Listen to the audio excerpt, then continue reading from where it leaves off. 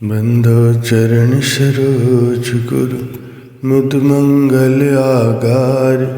जय सेवत नर होत हैं भव सागर से पार। गुरु जी के सुमिरन मात्र से नाशत विघ्न अनंत। तासे सर्वारंभ में धावत हैं सब संत। तासे सर्वारंभ में धावत हैं सब संत। सौभाग्यशाली गुरुमुख सज्जनों, सम्मुख विराजमान श्री श्री 108 श्री सद्गुरुदाता दयाल जी महाराज जी, श्री परमहंस अवतार जी, श्री अद्वैतानंद जी महाराज जी के पवित्र पावन दर्शनों को अपने मन मंदिर में बसाते हुए मीठे व ऊंचे स्वर में मिलकर बोलो जयकारा।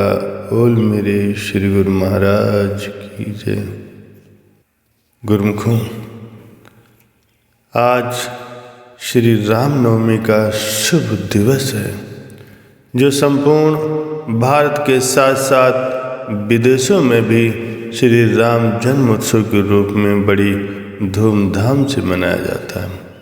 हमारे लिए ये दिन और भी अधिक महत्वपूर्ण हो जाता है, क्योंकि श्री राम जन्मोत्सव के साथ साथ ये दिन हमारे परम आराध्य श्री परमहंस अद्वैत मत के स्थापक श्री श्री 108 श्री स्वामी अद्वैतानंद जी महाराज जी, श्री प्रथम पातशाही जी, श्री परमहंस दयाल जी का शुभ अवतरण दिवस भी है।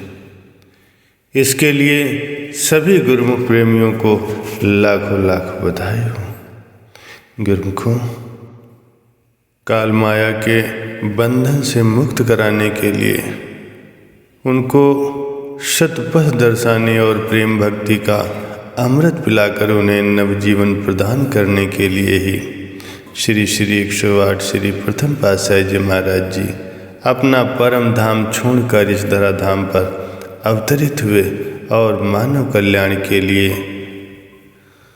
ही उन्होंने परमहंस अद्वैत मत की स्थापना की, जिसका महान केंद्र श्री श्री 108 श्री सद्गुरुदाता दयाल जी महाराज जी, श्री हजूर छठी पातशाही जी महाराज जी निरंतर भक्ति परमार्थ के कार्य को आगे बढ़ा रहे हैं, जिससे अनगिनत जीवों का दिन रात कल्याण हो रहा है।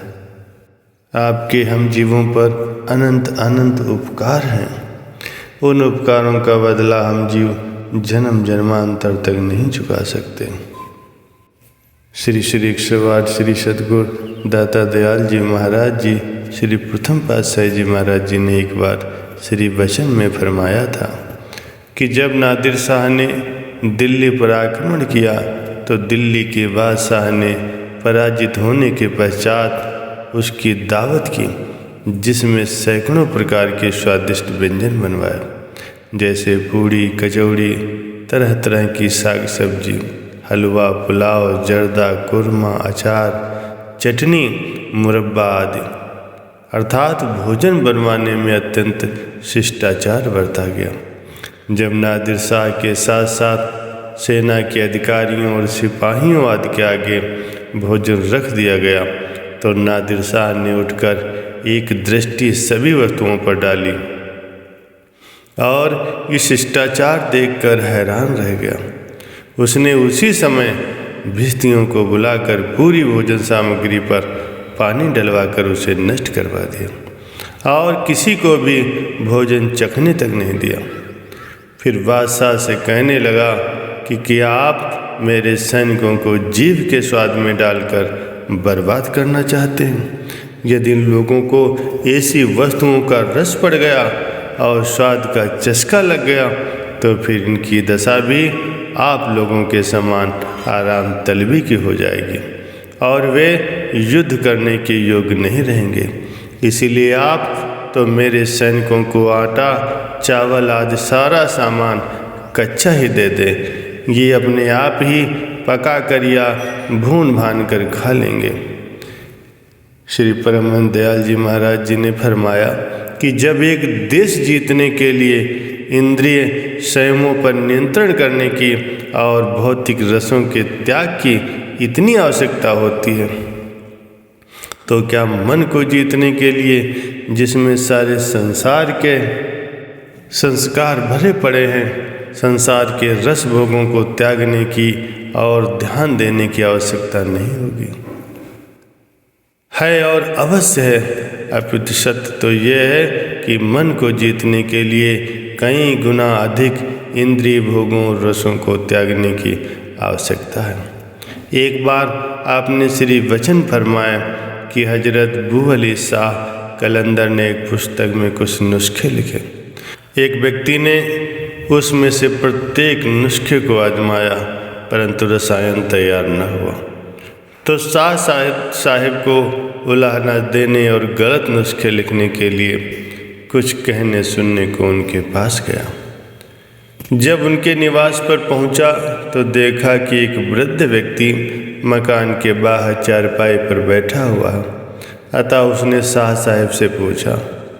वे स्वयं ही शाह साहिब थे, किंतु वे अनुभवी आदमी थे। अतः उस व्यक्ति के हाथ नुस्खों वाली पुस्तक देखकर अनुमान से सारी बात जान गए, परंतु उसको समझाने के विचार से अपने आप को प्रकट न किया और उससे कहने लगे, शाह साहिब तो बाहर गए हुए हैं, शायद कल तक आ जाएंगे, मैं उनका नौकर हूँ, आइए आपके ठहरने का प्रबंध कर दूँ। ये कहकर उसे भीतर ले गए और एक स्थान पर ठहरा दिया, परंतु शाम तक खाने पीने की सुध न ली। जब शाम हो गई तो उससे कहने लगे, जब कभी शाह साहिब बाहर जाते हैं तो कुछ सामान प्रति व्यक्ति के हिसाब से नाप तोल कर अतिथियों के लिए मुझे दे जाते हैं और वापस आकर के उसका हिसाब ले लेते हैं। अब की बार खिचड़ी का सामान दे गए हैं, आप स्वयं तैयार करना चाहें तो सामान माप तोल कर दे दूँ।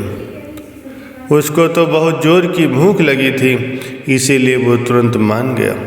शाह साहिब ने दाल, चावल, मसाला, लकड़ी आदि सब सामान तोलकर और पानी माफ करके उनको दे दिया और कह दिया, इसी सामान में खिचड़ी तैयार होगी और कोई वस्तु यहाँ से नहीं मिलेगी।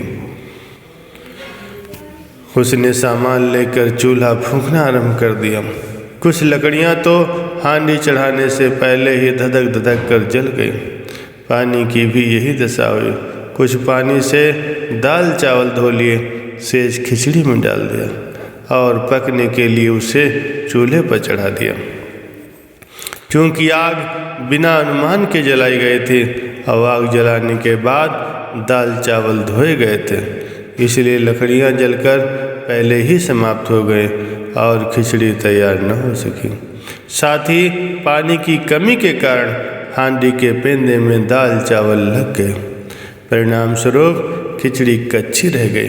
अब बेचारा चूल्हा फूंक फूंक कर दुखी होकर बैठ गया। जब अच्छी तरह से सिर मार चुका तो शाह साहिब, जो उसकी समस्त कार्रवाई छिप कर देख रहे थे, उसके सामने आकर बोले, क्या खूब, मैंने प्रत्येक वस्तु तुम्हें स्वयं अपने हाथों से माप तोल कर दी थी, पर तुमने खिचड़ी जैसी साधारण वस्तु भी तैयार न कर पाई, तो तुम रसायन जैसे असाधारण वस्तु क्या खाक तैयार कर सकते हो? उसके तत्व तो तुमने अपनों हाथों से ही तोले होंगे। फिर शाह साहिब ने उसका सारा सामान लेकर पुनः उसके सामने ही खिचड़ी तैयार करके दिखला दी और फरमाया, अब वो पुस्तक भी निकालो जिसमें से जिस नुस्खे को तुम्हारा जी चाहे आजमा कर देख लो, सही होता है या नहीं। उसके कहने पर उसके समक्ष ही कई नुस्खों को तैयार किया गया, जो सभी सही ढंग से तैयार हो गए। इसके पश्चात शाह साहिब ने कहा, प्रत्येक व्यक्ति यदि पोथी बाँच ले तो फिर पंडितों को कौन पूछेगा? यदि तुम पुस्तक पढ़कर ही रसायन तैयार कर लेते तो फिर हमारी क्या आवश्यकता थी? पुनः फरमाया, यदि हमने कितने ही नुस्खे तुम्हारे सामने तैयार करके दिखला दिए हैं, परंतु तुम अब भी इनको तैयार नहीं कर सकोगे। यदि सीखने की लगन है तो कुछ दिन हमारे पास रहो। जब कई बार तुम्हारे सामने ये नुस्खे तैयार होंगे और तुमको इनका गुर समझा दिया जाएगा, उस समय तुम इस योग्य हो जाओगे कि स्वयं ही इन नुस्खों को तैयार कर सकोगे। ये कथा सुनाकर श्री परमहंस दयाल जी महाराज जी ने फरमाया, अब देखो, प्रत्येक नुस्खा और उसके बनाने का ढंग लिखा होने पर भी बिना गुरु के मार्गदर्शन से जबकि रसायन तैयार नहीं हो सकता, तो फिर परमात्म साक्षात्कार तो बहुत दूर है। जो व्यक्ति केवल ग्रंथ पढ़ सुनकर अपने मन के विचारों से जब तब आदि साधन करके परमात्मा का साक्षात्कार करना चाहता है, उसे इस विषय पर अच्छी तरह से विचार करना चाहिए कि बिना सद्गुरु के मार्गदर्शन के परमात्मा का साक्षात्कार कैसे संभव हो सकता है। बोल जयकारा बोल मेरे श्री गुरु महाराज की जय।